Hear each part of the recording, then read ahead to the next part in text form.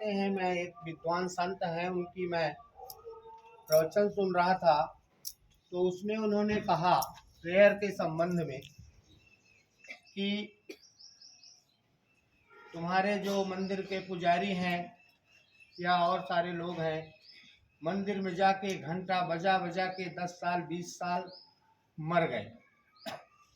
हमारे गांव में भी एक दो लोगों को मैं जानता हूं, जब से हम पैदा हुए थोड़ा सा जानने के काबिल हुए, तो रोज़ सुबह शाम उनकी प्रेयर और भजन गूंजती थी, और वो केवल प्रेयर और भगवान के लिए बने थे ऐसा लगता था। उनका सुबह से शाम तक काम ही था पूजा करना, पाठ करना, सवेरे उठ के 5 बजे फूल तोड़ना और फिर ये करना, पूरी ज़िंदगी गुजार दिए। उनका नाम ही पुजेरी था।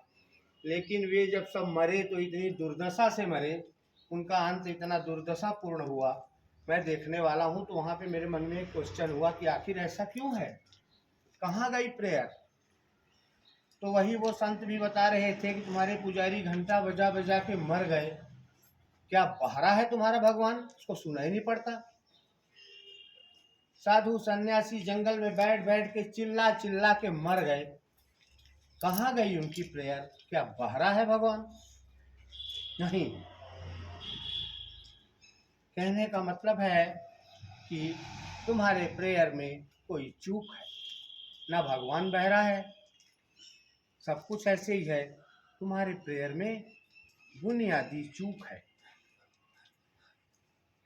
वो संत बोला कि जितनी ही प्रेयर हो रही है उतना ही दुख बढ़ता जा रहा है।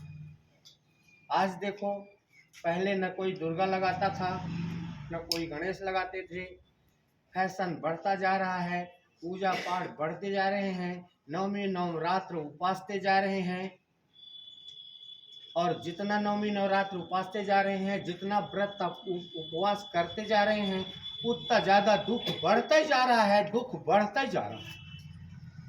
तो इसका रीज़न क्या है?